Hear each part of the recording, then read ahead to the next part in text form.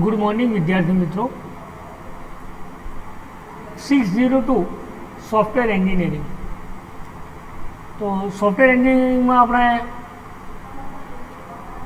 Topic છે cost estimations model in software engineering.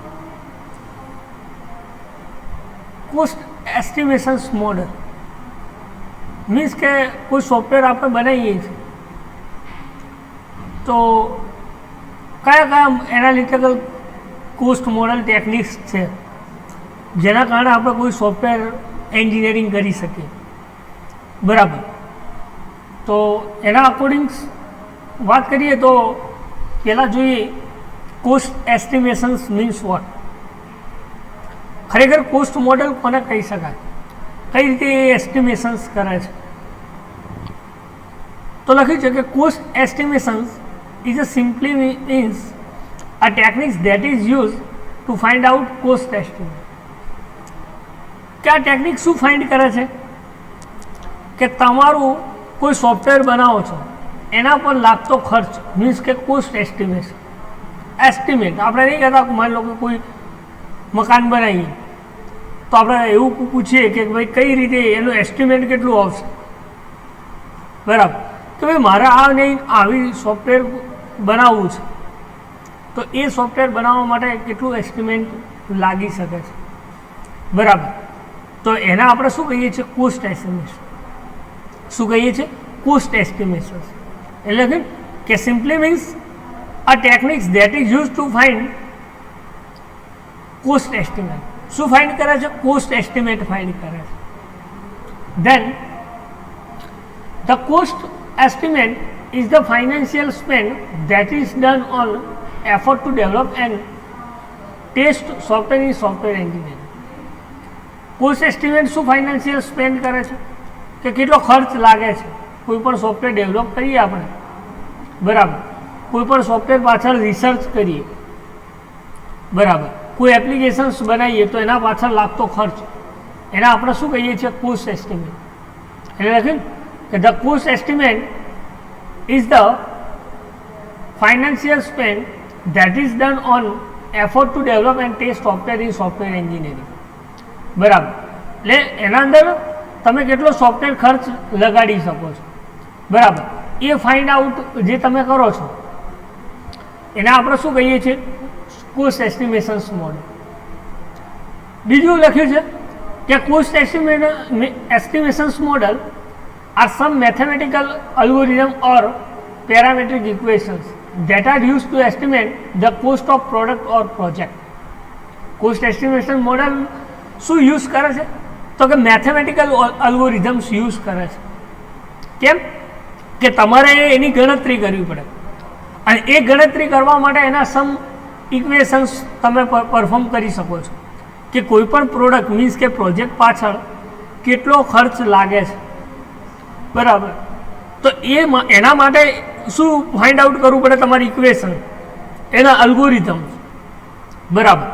એટલે કે cost estimations model are some mathematical algorithm or parametric equations that are use to estimate the cost of product or project, બરાબર. એટલે શું કહ્યું કે તમે parametric equations through તમે શું કરી શકો, કોઈ પણ પ્રોજેક્ટની અથવા કોઈ પ્રોડક્ટ બનાવી છે એ પ્રોડક્ટ અથવા એ પ્રોજેક્ટની કોસ્ટ ફાઇન્ડ કરી શકો છો. તો એ મોડેલના કોસ્ટ એસ્ટિમેશન્સ ફાઇન્ડ કરવા માટે શું યુઝ થાય છે તો કે મેથેમેટિકલ અલ્ગોરિધમ, ઇક્વેશન્સ, બરાબર. ધેન બીજું એવું કહી શકાય કે cost estimations model various techniques or model are available for cost estimation, બરાબર. ઘણી બધી ટેકનિક અવેલેબલ છે કે જો તમારે કોસ્ટ ફાઇન્ડ કરવી હોય, બરાબર. તો એવી કઈ કઈ મેથડ્સ અવેલેબલ છે તો 3 મેથડ અવેલેબલ છે કે કોઈ પણ પ્રોડક્ટની તમારે કોસ્ટ એસ્ટિમેશન્સ ફાઇન્ડ કરવું હોય તો એ કોસ્ટ એસ્ટિમેશન્સ ફાઇન્ડ કરવા માટેની 3 મેથડ છે. પહેલી છે ઇમ્પેરિકલ એસ્ટિમેશન્સ ટેકનિક. કઈ? ઇમ્પેરિકલ એસ્ટિમેશન્સ ટેકનિક્સ. બીજી છે હ્યુરિસ્ટિક ટેકનિક્સ અને ત્રીજું છે એનાલિટિકલ એસ્ટિમેશન્સ ટેકનિક. 3 છે. કઈ કઈ? એક ઇમ્પેરિકલ એસ્ટિમેશન્સ ટેકનિક, હ્યુરિસ્ટિક ટેકનિક્સ અને એનાલિટિકલ એસ્ટિમેશન્સ ટેકનિક. હવે જોઈએ પહેલી ઇમ્પેરિકલ એસ્ટિમેશન્સ ટેકનિક, બરાબર. ઇમ્પેરિકલ એસ્ટિમેશન્સ ટેકનિકનો યુઝ શું, અને એના થ્રુ તો આપણે કઈ કઈ રીતે એની કોસ્ટ ફાઇન્ડ કરી શકીએ છીએ, બરાબર. તો empirical estimations technique or model in which empirically derived formula are used for predicting data that are required and essential, બરાબર. શું કામ કરે છે? પ્રિડિક્ટેબલ ફોર્મ્યુલા યુઝ કરે છે, બરાબર. તો એને આપણે શું કહીએ છીએ? ઇમ્પેરિકલ એસ્ટિમેશન્સ ટેકનિક. શું કહીએ છીએ? ઇમ્પેરિકલ એસ્ટિમેશન્સ ટેકનિક, બરાબર. ધેન બીજું એવું કહી શકાય કે formula are use to predicting data or required essential part of software product and planning step. આનો અર્થ શું થાય કે કોઈ પણ પ્રોજેક્ટનું પ્લાનિંગ કરીએ તો એને અલગ અલગ પાર્ટ્સમાં કઈ રીતે પ્લાનિંગ કરીએ. મીન્સ કે યુઝર તો યુઝરનું પ્લાનિંગ, એડમિન તો એડમિનનું પ્લાનિંગ, ગેસ્ટ છે તો ગેસ્ટનું પ્રોજેક્ટ પ્લાનિંગ, બરાબર. તો અલગ અલગ પાર્ટ, બરાબર, અલગ અલગ મોડ્યુલનું પ્લાનિંગ કરવું, બરાબર. તો એને આપણે શું કહીએ છીએ કે અલગ અલગ ડેટા પ્રમાણે એને શું એરેન્જ કરવું. મીન્સ કે ધ ડેટા કેન રિક્વાયર, કયા ડેટાની જરૂરિયાત છે તમારે. કોઈ પણ એપ્લિકેશન્સ બનાવો છો તો એ એપ્લિકેશન્સ બનાવવા માટે તમારે કયા ડેટાની જરૂર છે, બરાબર. તો એને આપણે શું કહીએ છીએ? ઇમ્પેરિકલ એસ્ટિમેશન્સ ટેકનિક. બીજું કહેવું તો કહી શકાય ઇમ્પેરિકલ એસ્ટિમેશન્સ ટેકનિકની અંદર કે this techniques usually are based on data is collect previously from a project and also based on some guess. કે તમારે શું મેળવવું છે પ્રોજેક્ટની અંદર, બરાબર. કયા કયા ડેટા એક્સપાન્ડેબલ બનાવી શકો છો, બરાબર. તો એને આપણે શું કહીએ છીએ? તો ઇમ્પેરિકલ્સ મેથડ, બરાબર. લખ્યું ને કે this techniques are usually base on data that is collected previously from a project and also based on some guesses. કે તમે ડેટા ઉપરથી શું મેળવી શકો છો? તમને કોઈ માહિતી મળે કે ભાઈ પ્રોજેક્ટ બનાવવા માટે આટલી કોસ્ટ લાગી શકે, તો એ ડેટા ઉપરથી તમે જે ઇન્ફોર્મેશન્સ કલેક્ટ કરી છે એ ઇન્ફોર્મેશન્સ ઉપરથી તમને એની ઇમ્પેરિકલ કોસ્ટ મેળવી શકો છો. Then prior experience with the development of similar type of project and assumptions. શું ધારણા કરી શકો, કઈ વસ્તુની તમે પ્રોજેક્ટના ટાઈપ્સ, એના સિમિલર ડેવલપમેન્ટ શું કરી શકો. કોઈ પ્રોજેક્ટ ડેવલપ કરવો છે તો એ પ્રોજેક્ટ ડેવલપમેન્ટ કરવા માટે એના સિમિલર એઝમ્પશન શું છે, બરાબર. એટલે કે prior experience with the development of similar type of project and assumption, બરાબર. એના સિમિલર એઝમ્પશન્સ કયા ક્રિએટ કરી શકો છો, બરાબર. ધેન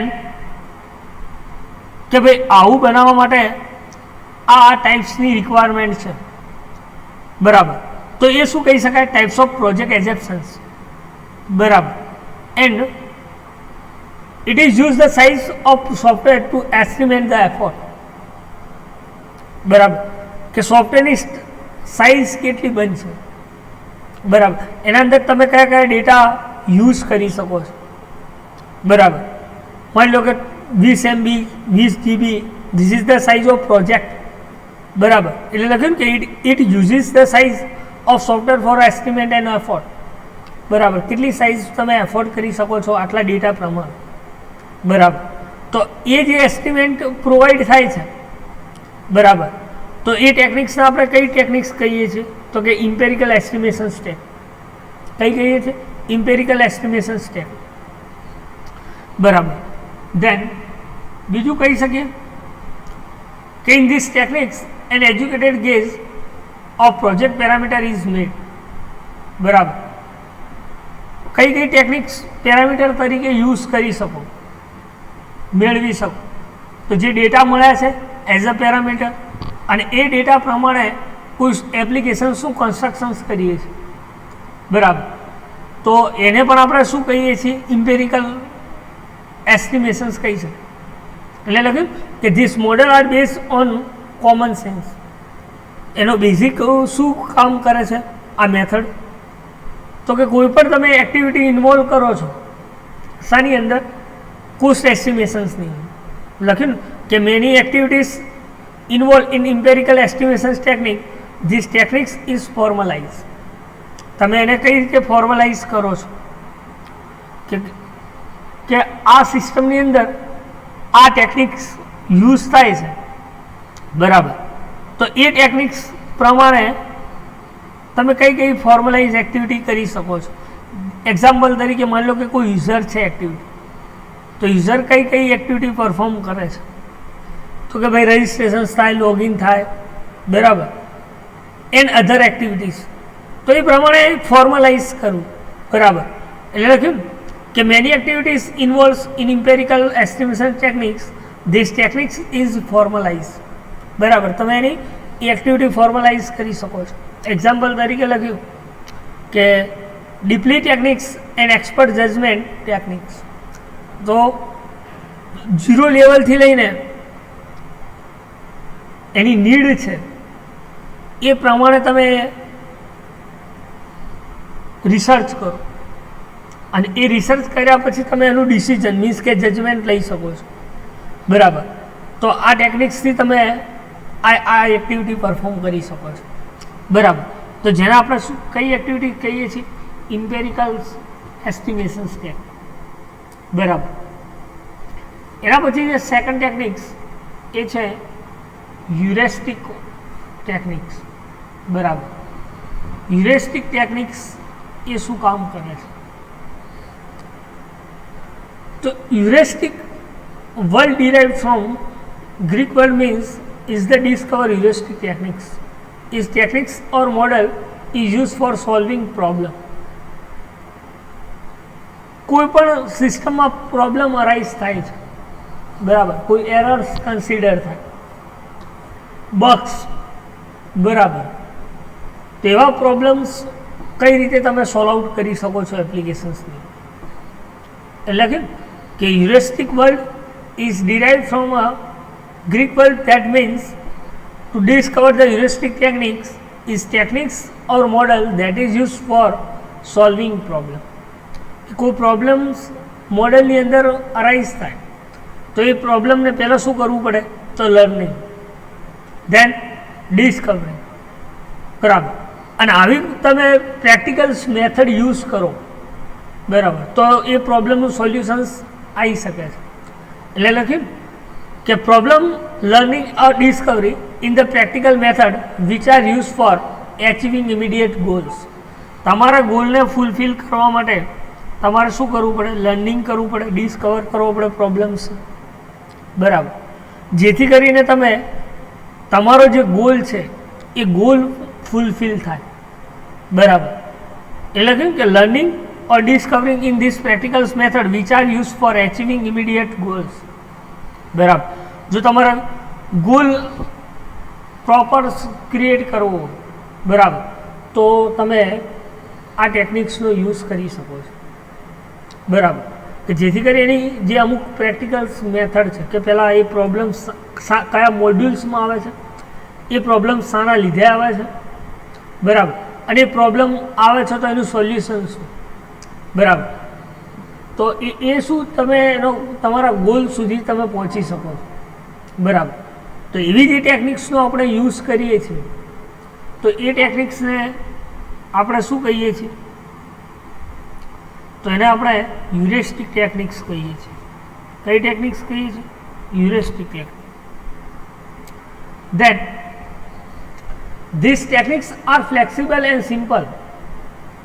આ ટેકનિક કેવી છે? ફ્લેક્સિબલ છે અને સિમ્પલ પણ છે, બરાબર.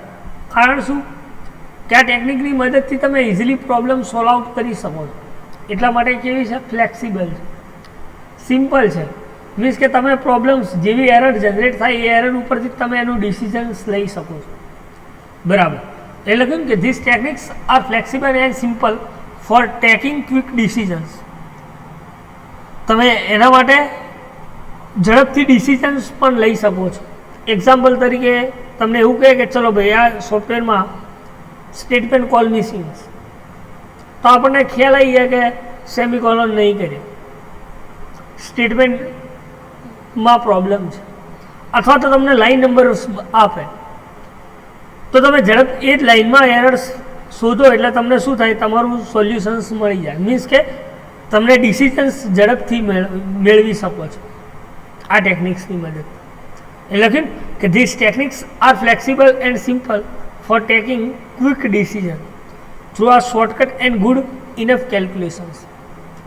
ઓછી ગણતરીમાં અને ઝડપથી તમે આ ડિસિઝન લઈ શકો છો, એરર સોલ્યુશન્સ. બરાબર. તો એને આપણે શું કહીએ છીએ? Heuristic techniques. કઈ ટેકનિક્સ કહીએ છીએ? Heuristic technique. બીજું કે most probably when working with the complex data. માની લો કે કોઈ જટિલ ડેટા હોય, બરાબર, અનઇન્ટરપ્રેટેબલ ઇન્ફોર્મેશન્સ હોય, તો એ ટાઈમે તો એ કોમ્પ્લેક્સ ડેટા કઈ રીતે કામ કરશે? બરાબર. લાર્જ ઇન્ફોર્મેશન છે તો એ ડેટા કઈ રીતે સિસ્ટમની અંદર વર્ક કરશે? તો એના માટે લખ્યું કે but decision are made using techniques are necessary to be optimals. તમારું ડિસિઝન્સની જરૂર પડે કે ભાઈ આ ટાસ્ક કરવા માટે આ ફોર્મ્યુલા યુઝ કરવી પડે, આટલી ગણતરી કરવી છે તો એના માટે આ ફોર્મ્યુલા યુઝ કરો, કોઈ સિસ્ટમેટ ફાઇન્ડ કરવું છે તો એના માટેની આ ટેકનિક્સ યુઝ કરવી, જેથી પ્રોપર સોલ્યુશન્સ પ્રોવાઈડ થાય છે. બરાબર. તો એને આપણે શું કહીએ છીએ? Heuristic techniques. કઈ ટેકનિક્સ કહીએ છીએ? Heuristic techniques. દેન બીજું લખ્યું છે કે in this techniques the relationship among different project parameter is expressed using mathematical equations. શું કહ્યું કે આ ટેકનિક્સની મદદથી તમે અલગ અલગ પ્રોજેક્ટ વચ્ચેની અલગ અલગ રિલેશનશિપ એઝ અ પેરામીટર તરીકે યુઝ કરી શકો છો. બરાબર. એટલે લખ્યું કે રિલેશનશિપ, તો રિલેશનશિપ કોની? તો અલગ અલગ મોડ્યુલ્સ. બરાબર. લખ્યું છે કે relationship among different project parameter. Parameter means data, અલગ અલગ ડેટા વચ્ચેની રિલેશનશિપ પ્રોજેક્ટની. એ પ્રોજેક્ટની રિલેશનશિપમાં તમે કઈ કઈ ફોર્મ્યુલાસ, મેથેમેટિકલ ઇક્વેશન્સ યુઝ કરી શકો છો. એટલે એના માટે તમે કયું યુઝ કરી શકો? તો કે કોકોમો મોડેલ ટેકનિક્સ યુઝ કરી શકો છો. હ્યુરિસ્ટિક સર્ચ માટે તમે કઈ ટેકનિક્સ યુઝ કરી શકો? COCOMO model. What is the full form of COCOMO model?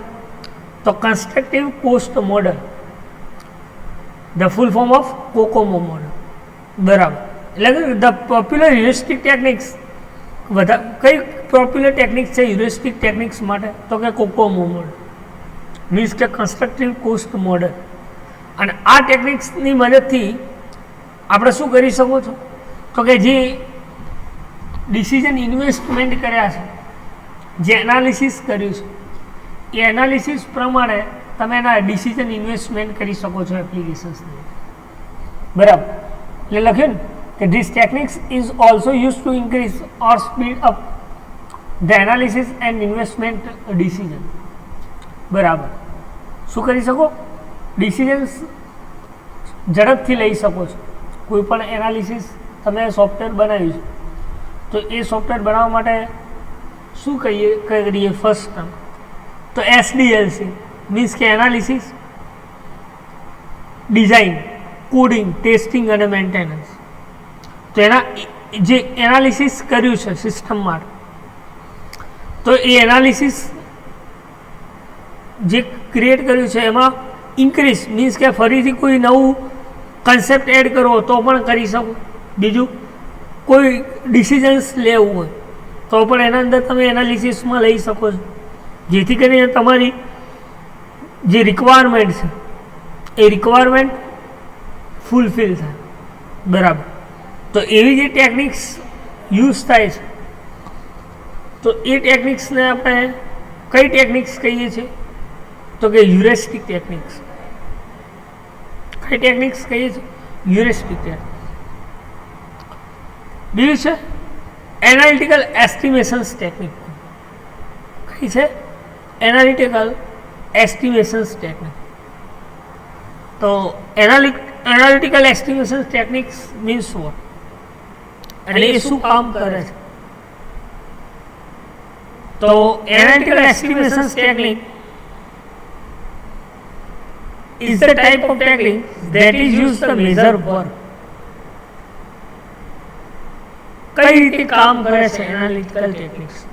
Means કે તમે કોઈ પ્રોજેક્ટ માટે એનાલિસિસ કર્યું છે, એ એનાલિસિસને આપણે કોડિંગમાં ઇમ્પ્લિમેન્ટ કરો તો એ કોડિંગ્સ કઈ રીતે વર્ક કરે છે જેથી કરીને આપણને પ્રોપર આઉટપુટ મળે. બરાબર.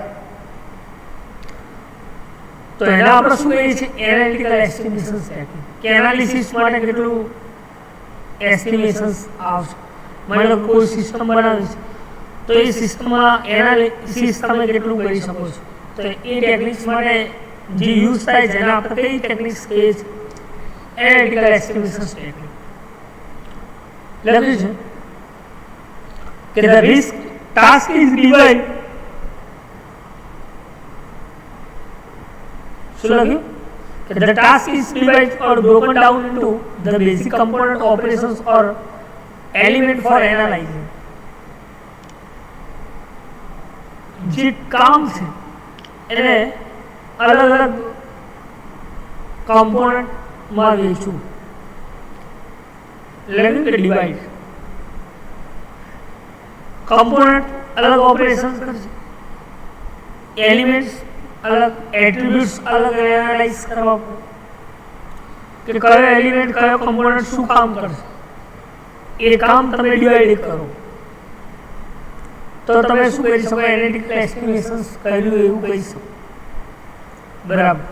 એટલે લખ્યું કે the task is divide or broken down into the basic component operations or element for analyzing.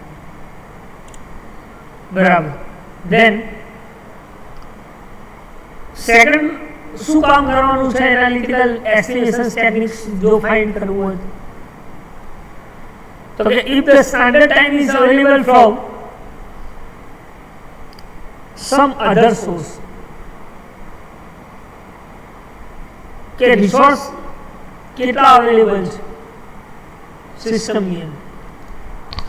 Example તરીકે માની લો કે હોસ્પિટલ મેનેજમેન્ટ લઈએ તો એમાં એક તો પેશન્ટ, ડોક્ટર અને મેનેજમેન્ટ ત્રણ સિમ્પલી વિચારીએ. એટલે કે સ્ટાન્ડર્ડ ટાઈમ્સ પૂરતા ટાઈમની અંદર કેટલા રિસોર્સિસ અવેલેબલ છે સિસ્ટમની અંદર. બરાબર. એ તમારે ખાસ ધ્યાન રાખવું. બરાબર. અને આ દરેકે દરેક રિસોર્સિસ શું કામ કરે છે, બરાબર, કેવા ટાઈપ્સના ઓપરેશન્સ પરફોર્મ કરી શકે છે. બરાબર.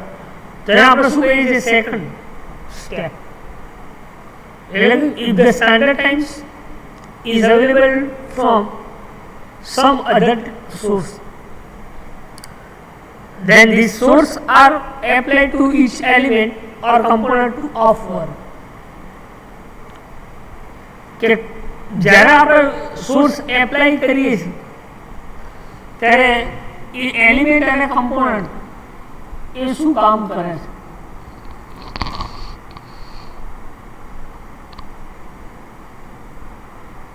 બરાબર. એટલે the standard time is available from some other sources and these sources are applied to each element or component of work. દરેકે દરેક કમ્પોનન્ટ અને એલિમેન્ટ એ શું કામ કરે છે? તો એને આપણે કઈ ટેકનિક્સ કહીએ છીએ? એનાલિટિકલ એસ્ટિમેશન્સ. then થર્ડ જે સ્ટેપ છે એ શું કામ કરે છે? if there is no such time available, પૂરતો ટાઈમ્સ અવેલેબલ ન હોય એ ટાઈમે તમે કઈ રીતે એસ્ટિમેશન્સ ક્રિએટ કરી શકો, કઈ રીતે વર્ક અસાઇન કરી શકો કમ્પોનન્ટ્સ. બરાબર. તો એના માટે લખ્યું છે then the work is estimated based on the experience of the work. માની લો કે કોઈ એડમિન છે સિસ્ટમની અંદર, સોર્સ એડમિન છે, તો એડમિન કઈ રીતે કામ કરે છે. બરાબર. લખીને if the standard time is available some source other source and their source applied for each element and estimates based on experience of work. કે ના એસ્ટિમેશન્સ પ્રમાણે સિસ્ટમ કઈ રીતે કામ કરે છે. બરાબર. કમ્પોનન્ટ છે તો કમ્પોનન્ટ કઈ રીતે વર્ક કરે છે. બરાબર. ધેન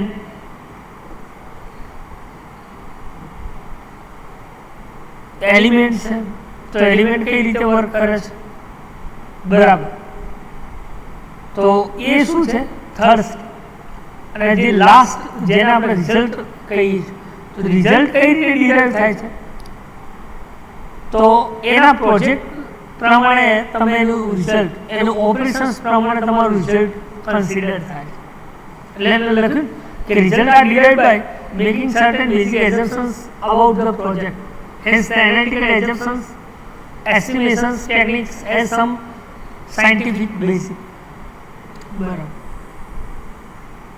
કઈ રીતે ડિરાઈવ કરે છે, તો તમે એવું ધારી શકો કે ભાઈ આ પ્રમાણેનું એનાલિસિસ છે, તો આ પ્રમાણેનું ડિસિઝન છે, આ પ્રમાણેનું રિઝલ્ટ મેળવવું છે, તો આ પ્રમાણેનું મેળવી શકે. આ ટાસ્ક કરીએ સોફ્ટવેરમાં તો આ પ્રમાણેનું તમને રિઝલ્ટ મળી શકે. બરાબર.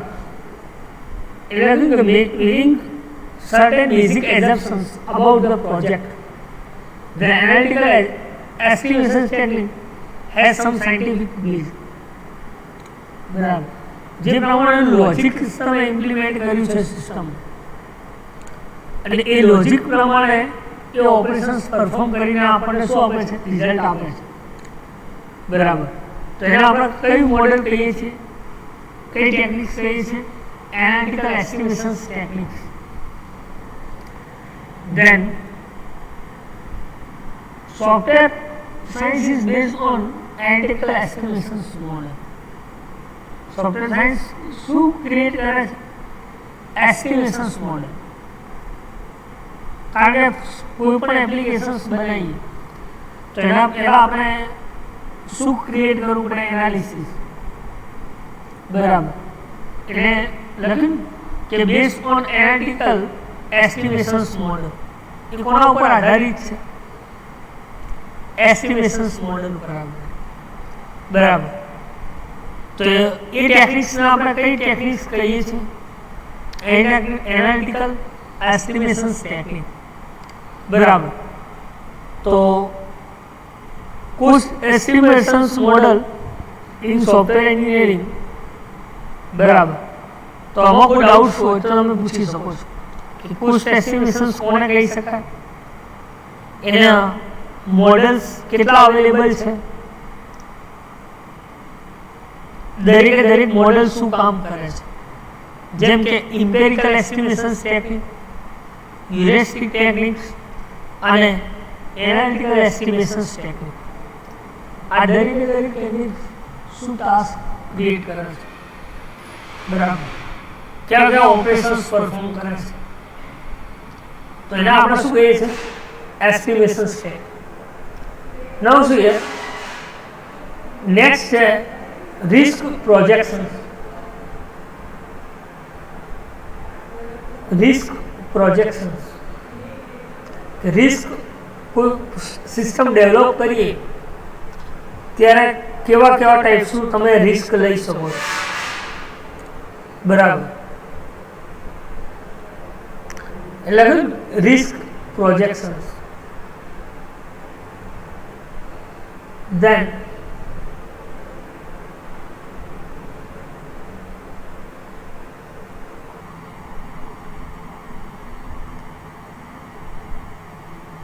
risk projections are also called risk estimations. risk projections, also called risk estimations. કઈ રીતે તમે રિસ્ક એસ્ટિમેશન્સ ક્રિએટ કરી શકો? કોઈ આઈડિયાઝ હોય તો તમે કમેન્ટ્સ બોક્સમાં કમેન્ટ કરી શકો.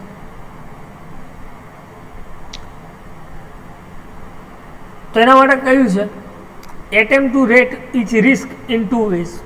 2 ways છે. કયા કયા? તો એક તો રિસ્ક રિયલમાં તમે કઈ રીતે કોન્સિશિયસ કરી શકો સિસ્ટમની અંદર, અને એક પ્રોબ્લેમ એસોસિએટેડ થાય, પ્રોબ્લેમ્સ અરાઇઝ થાય સિસ્ટમની અંદર, કોઈ પ્રોબ્લેમ્સ અકર્સ થાય, તો એ ટાઈમે તમે કઈ રીતે રિસ્ક મેનેજમેન્ટ કરી શકો.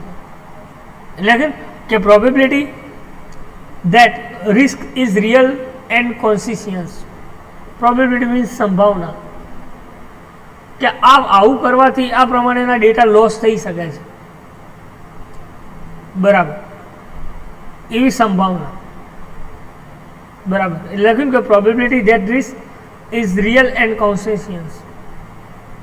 અને સેકન્ડ વેસ કયો છે? તો કે problem associated with risk should eat occurs.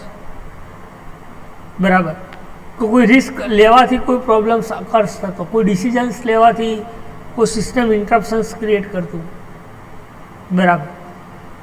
તો એના આપણે શું કહીએ છીએ? રિસ્ક પ્રોજેક્શન્સ, બરાબર.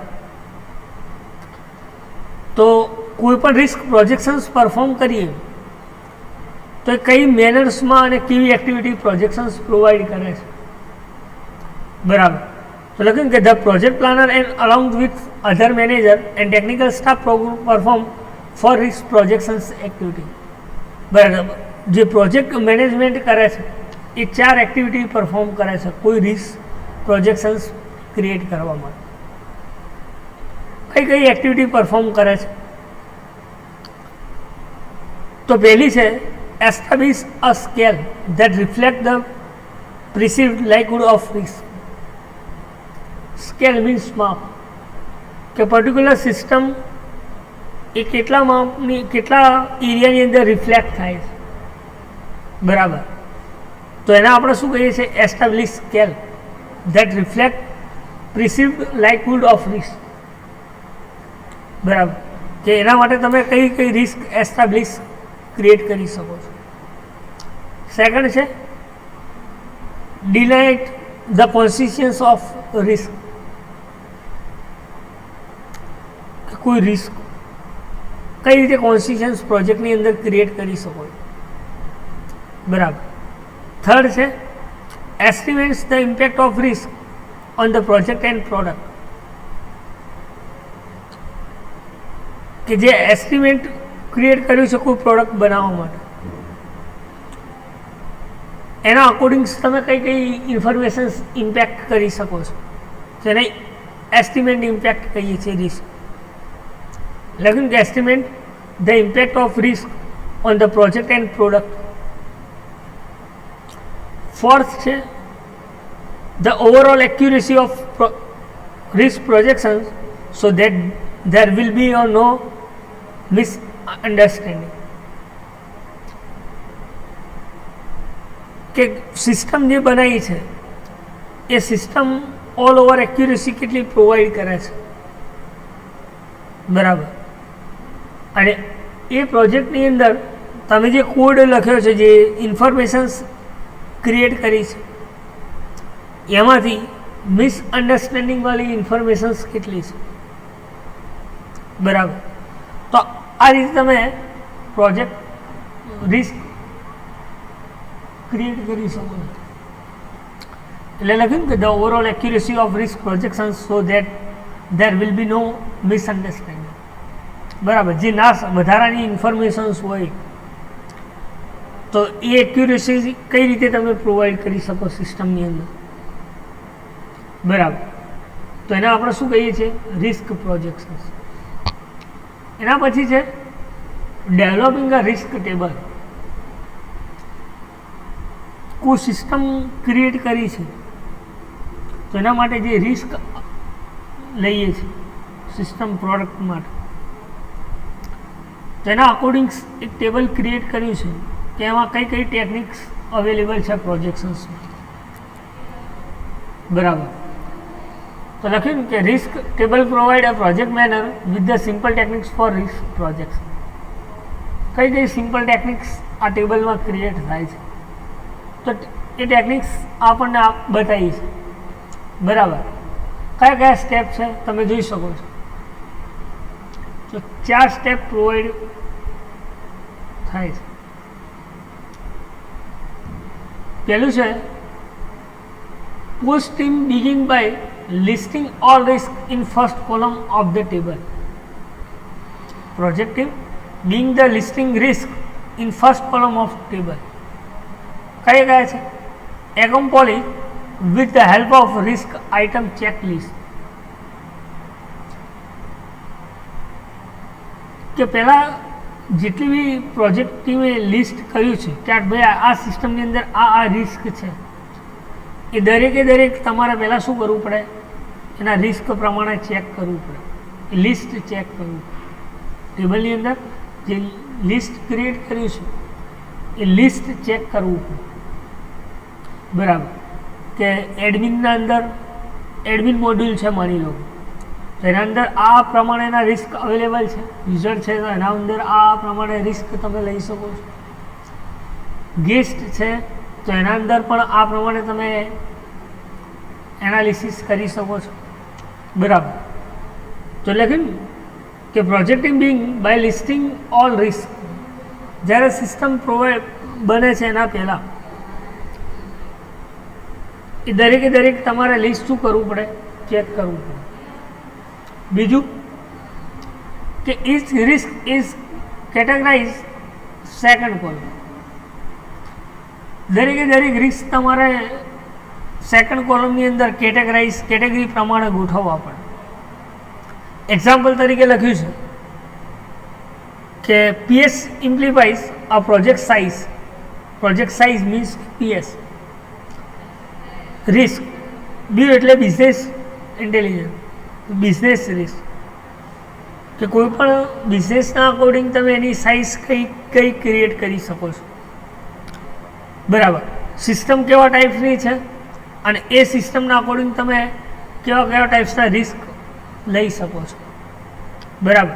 એટલે લખ્યું કે each risk is categorize in second column. દરેક રિસ્ક મેનેજ પ્રોજેક્શન્સ પ્રોવાઈડ કરો છો તો તમારે એ રિસ્કના શું કરો, કેટેગરાઇઝ કરવું પડે. થર્ડ છે કે ધ પ્રોબેબિલિટી ઓફ occurrences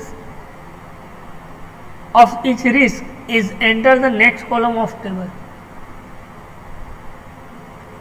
કે હવે તમને સંભાવના કે આમાં આ પ્રમાણેનું રિસ્ક તમે અકર્સ થાય છે, આ પ્રમાણેની પ્રોબ્લેમ આવી શકે છે, તો એના અકોર્ડિંગ તમે કેવા ટાઈપ્સનું સિસ્ટમની અંદર રિસ્ક લઈ શકો છો એ તમારે નેક્સ્ટ કોલમની અંદર એન્ટર કરવું કે જો આ પ્રમાણેનો પ્રોબ્લેમ્સ આવે તો આ પ્રમાણેનું એનું સોલ્યુશન છે. બરાબર. તો લખીએ કે the probability of occurrences of each risk is enter the next column of the table. બરાબર. કે એના પછી આ પ્રમાણેના કોલમ અરાઇઝ થાય છે. બરાબર. તો એને આપણે શું કહીએ છીએ, રિસ્ક કહી શકીએ. એટલે લખ્યું કે the probability of value for each risk can be estimate by team member individual. દરેક ટીમ મેમ્બર જેટલા બી છે એ ઇન્ડિવિજ્યુઅલી શું કરે છે, રિસ્ક એસ્ટિમેશન્સ કરી શકે છે. બરાબર. કે ભાઈ આ પ્રમાણે છે તો આ પ્રમાણે એ મેનેજમેન્ટ કરી શકાય ટીમ. ડિઝાઇન્સને લગતો કોઈ રિસ્ક લેવું છે તો ડિઝાઇનિંગ ટીમ એને પ્રોબેબિલિટીઝ ક્રિએટ કરી શકે. એનાલિસિસમાં કોઈ પ્રોબ્લેમ છે તો એના અકોર્ડિંગ જો તમારે રિસ્ક લેવું છે તો એ ટીમ્સ ઇન્ડિવિજ્યુઅલી રિસ્ક મેનેજમેન્ટ કરી શકે. બરાબર. એટલે the probability value for each risk can be estimate by team member individual. બરાબર. અને જે ફોર્થ છે એ શું કામ કરે છે તો કે individual team member are followed in round robin fashions, means કે RR fashions, until their assessment of risk probability brings to the coverage. બરાબર. RR ફેશન્સ જે છે રાઉન્ડ રોબિન, એ શું કામ કરે છે? તો કે ક્વોન્ટમ ટાઈમ એક્ઝિક્યુશન્સ ક્રિએટ કરે છે. કેવું કામ કરે છે? Quantum time executions. બરાબર. એટલે જે પ્રમાણેનું પ્રોબ્લેમ્સ રિસ્ક લેવું તો એ ગમે તે ટીમ્સ એના અકોર્ડિંગ રિસ્ક લઈ શકે છે, એના કવરેજ પ્રમાણે, એની પ્રોબેબિલિટી પ્રમાણે. બરાબર. એટલે કહ્યું કે individually team members are polled in round robin fashions.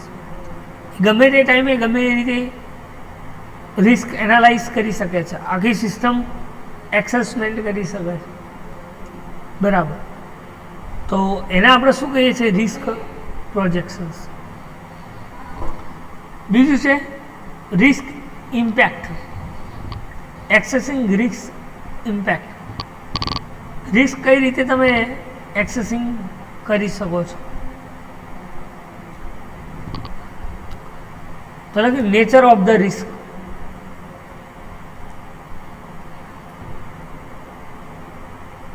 શું પ્રોવાઈડ કરે છે? તો કે the problems R likely it is અકર. જ્યારે પ્રોબ્લેમ્સ સિસ્ટમમાં અકર્સ થાય ત્યારે એનો સ્કોપ ઓફ રિસ્ક શું છે, ટાઈમિંગ ઓફ રિસ્ક શું છે, અને એ રિસ્ક એનાલાઇઝ માટે કઈ કઈ મેથડેબલ યુઝ કરી શકો છો. બરાબર. તો એને આપણે શું કહીએ છીએ? એક્સેસિંગ રિસ્ક ઇમ્પેક્ટ. તો રિસ્ક એવું કહે છે કે માની લો કે કોઈ પ્રોબ્લેમ્સ અકર થાય સિસ્ટમમાં, તો એ ટાઈમે કઈ રીતે એ કામ કરે છે. તો એક્ઝામ્પલ તરીકે આપણને સમજાયું છે કે માની લો કે કોઈ એક્સટર્નલ ઇન્ટરફેસ આપણે યુઝ કરીએ, જેમ કે હાર્ડવેર, સોફ્ટવેર અને હાર્ડવેર, તો બંને કઈ રીતે તમે ટેસ્ટિંગ્સ ઇન્ટિગ્રેશન્સ પ્રોબ્લેમ અરાઇઝ કરી શકો છો. તો લખ્યું છે કે properly defines external interface to customer hardware will produce early design and testing and will likely lead to system integrations problem late in a project. કે તમે હાર્ડવેરની મદદથી ડિઝાઇન્સ જોઈ શકો, પ્રોજેક્શન્સ ક્રિએટ કરી શકો, કોઈ એરર સકર્સ થાય તો તમે જોઈ શકો, અને એનું સોલ્યુશન્સ પણ તમે હાર્ડવેરથી જ પ્રોવાઈડ કરી શકો. બરાબર. તો એવા જે રિસ્ક છે એને આપણે એવું કહી શકાય કે this is known as technical risk.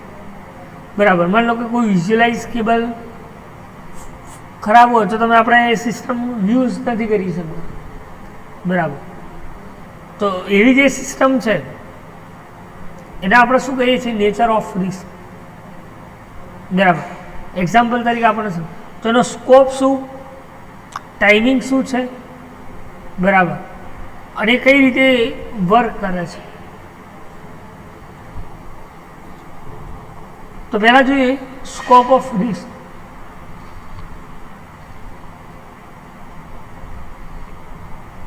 Scope શું? કોઈ પ્રોબ્લેમ્સ અરાઇઝ થાય તો એનો વિસ્તાર, કેટલા સિસ્ટમના અંદર કઈ કઈ જગ્યાએ ઇન્ટરપ્શન્સ ક્રિએટ કરે છે, મીન્સ કે સ્કોપ ઓફ રિસ્ક. તો એના માટે લખ્યું છે combine the severity with the overall distributions. All over system કઈ રીતે તમે ડિસ્ટ્રીબ્યુશન્સ કરો છો? ડિસ્ટ્રીબ્યુશન્સ મીન્સ ભાગ પાડો. આખીને આખી સિસ્ટમ કઈ રીતે તમે ચેકિંગ ક્રિએટ કરો છો. એટલે લખ્યું કે combines the severity with the overall distributions. એટલે કે how much the project will affected or how many customer are harmed. કે પ્રોજેક્ટ કઈ રીતે અફેક્ટેડ થાય છે અને કસ્ટમર કઈ રીતે એને મેનેજમેન્ટ કરે છે. બરાબર. તો એને આપણે શું કહીએ છીએ? Scope of risk. શું કહીએ છીએ? Scope of risk. એટલે કે combines the સર્વેરિટી of overall distribution. અલગ અલગ ભાગમાં જે સિસ્ટમ વેચાઈ છે એને કઈ રીતે તમે હેન્ડલ કરી શકો છો, પ્રોજેક્ટ ઓલ ઓવર પ્રોજેક્ટ કઈ રીતે મેનેજ કરી શકો છો, બરાબર. તો એ જે મેનેજમેન્ટ છે એને આપણે શું કહીએ છીએ, સ્કોપ ઓફ રિસ્ક. એના પછી છે timing of risk. when and how long the impact will be felt, means કે overall risk expose અને RE determines using P cross C. તો P એટલે શું, probability of occurrences of risk, અને C for cost the project should be risk, means કે એક સંભાવના છે, એક એસ્ટિમેશન્સ પર કોઈ સિસ્ટમની કોસ્ટ માટે લાગતો એના માટે કોઈ રિસ્ક લઈએ, બરાબર. તો એને આપણે શું કંઈ કન્સિડર કર્યું એઝ એ સી તરીકે. તો risk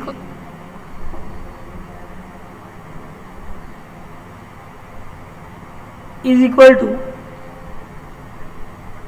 probability of occurrences of risk multiplied by cost of project should be risk occurs, બરાબર. તો તમે શું કરી શકો, કોઈ પણ રિસ્ક એક્સેસિંગ કરી શકો, બરાબર. તો આમાં કોઈ ડાઉટ્સ હોય તો તમે પૂછી શકો છો કે રિસ્ક પ્રોજેક્શન્સ કોને કહી શકો, કયા કયા ડેવલપિંગ ટેબલમાં સ્ટેપ છે, અને એને એક્સેસિંગ કરવા માટે કયા કયા ઇમ્પેક્ટ જરૂરી છે, બરાબર.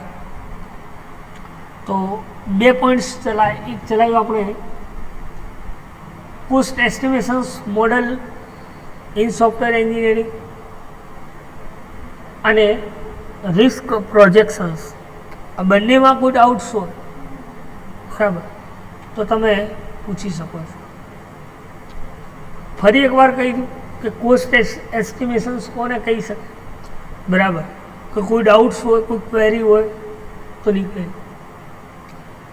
ફરી વાર કોસ્ટ એસ્ટિમેશન્સ કોને કહી શકે, તો કે કોસ્ટ એસ્ટિમેશન્સ એ શું કરે છે કે કોઈ પણ પ્રોડક્ટની કોસ્ટ ફાઇન્ડ આઉટ કરે છે. મીન્સ કે કોઈ સિસ્ટમ બનાવી તો એ સિસ્ટમ પાછળ બનાવવા માટેનો જે ખર્ચ, ફાઇનાન્શિયલ સ્પેન્ડ એ ફાઇન્ડ આઉટ કરવા માટેની ટેકનિક્સ છે, જેને આપણે શું કહીએ છીએ, કોસ્ટ એસ્ટિમેશન્સ. બીજું કે કોસ્ટ એસ્ટિમેશન્સ મોડલ એ શું યુઝ કરે છે કે જો તમારે કોસ્ટ એસ્ટિમેશન્સ ફાઇન્ડ કરવું હોય કોઈ પ્રોજેક્ટ, તો એના માટે તમે મેથેમેટિકલ અલ્ગોરિધમ્સ અને પેરામેટ્રિક ઇક્વેશન્સનો યુઝ કરી શકો. કેટલાક કોસ્ટ એસ્ટિમેશન્સ મોડેલ અવેલેબલ છે એસીની અંદર, તો 3. એક છે ઇમ્પેરિકલ એસ્ટિમેશન્સ ટેકનિક, સેકન્ડ છે હ્યુરિસ્ટિક ટેકનિક્સ, અને થર્ડ છે એનાલિટિકલ એસ્ટિમેશન્સ ટેકનિક. ઇમ્પેરિકલ ટેકનિક્સનો યુઝ શું, કે જે મોડેલ શું કરે છે, એની ફોર્મ્યુલા પ્રમાણે એની ડેટાને ડિરાઈવ કરે છે, એની જેટલી રિક્વાયરમેન્ટ છે, બરાબર, એ રિક્વાયરમેન્ટ પ્રમાણે એના પ્રોજેક્ટનું પ્લાનિંગ કરે છે, બરાબર. તો એ જે ટેકનિક્સ છે એને આપણે કઈ ટેકનિક્સ કહીએ છીએ, ઇમ્પેરિકલ એસ્ટિમેશન્સ ટેકનિક, બરાબર. બીજું કહી શકાય કે એની સાઇઝ કન્સિડર કરે છે, પ્રોજેક્ટની સાઇઝ કન્સિડર કરે છે, કોણ, ઇમ્પેરિકલ એસ્ટિમેશન્સ ટેકનિક, બરાબર. દેન એના પછી છે હ્યુરિસ્ટિક ટેકનિક્સની વાત. તો હ્યુરિસ્ટિક ટેકનિક શું કામ કરે છે કે પ્રોબ્લેમ્સ કઈ રીતે સોલ્વિંગ કરો, કોઈ સિસ્ટમમાં પ્રોબ્લેમ્સ અરાઇઝ થાય તો એ પ્રોબ્લેમનું સોલ્યુશન છે, બરાબર, કે જેથી કરીને તમે એના ગોલને તમે મેળવી શકો. તમારો જે સિસ્ટમનો ગોલ છે એ ગોલ સુધી તમે પહોંચી શકો, બરાબર. તો એ ટેકનિક્સને આપણે કઈ ટેકનિક્સ કહીએ છીએ, હ્યુરિસ્ટિક ટેકનિક્સ. આ ટેકનિક્સ કેવી છે, તો ફ્લેક્સિબલ અને સિમ્પલ, કારણ કે તમે એના અંદર ઝડપથી ડિસિઝન લઈ શકો છો, મીન્સ કે ક્વિક ડિસિઝન. બરાબર. તો એના આપણે કહી શકીએ છીએ કે હ્યુરિસ્ટિક ટેકનિક. એના પછી કહ્યું analytical estimations technique. Analytical estimations techniques એ શું કામ કરે છે? તો કે જે ટાસ્ક છે એ ટાસ્ક વર્ક જે છે એ વર્કને ડિવાઈડ કરે છે. બરાબર. શેમાં ડિવાઈડ કરે છે? તો કે કમ્પોનન્ટ્સ, એલિમેન્ટ, બરાબર, જે એનાલાઇઝ કર્યા છે એના અંદર ડિવાઈડ કરે છે. બરાબર. જેના અલગ અલગ વેરિયસ જે સ્ટેપ છે એ સ્ટેપ પ્રમાણે એની ઇન્ફોર્મેશન્સ ફાઇન્ડ આઉટ કરે છે. બરાબર. એનાલિસિસ ક્રિએટ કરે છે કોઈ સિસ્ટમ. બરાબર. તો એને આપણે એનાલિટિકલ એસ્ટિમેશન્સ ટેકનિક કહી શકીએ. એના પછી જોયું રિસ્ક પ્રોજેક્શન્સ. બરાબર. અને એના સ્ટેપ. તો રિસ્ક પ્રોજેક્શન્સ બે વેમાં અકર્સ થાય છે. એક છે probability risk and real consequence, અને બીજું હતું પ્રોબ્લેમ એસોસિએટેડ વિથ રિસ્ક. બરાબર. કઈ રીતે ડેવલપિંગ ટેબલ્સ ક્રિએટ કરે છે અને એને એક્સેસિંગ ઇમ્પેક્ટ કઈ રીતે ક્રિએટ કરે છે. તેમાં પણ 3 સ્ટેપ છે. એક છે નેચર ઓફ રિસ્ક, બીજું સ્કોપ ઓફ રિસ્ક અને ટાઈમિંગ ઓફ રિસ્ક. બરાબર. તો આટલા સુધી કોઈ ડાઉટ્સ હોય તો તમે પૂછી શકો છો. બરાબર. નેક્સ્ટમાં જોઈશું રિસ્ક રિફાઇનમેન્ટ. બરાબર. Thank you.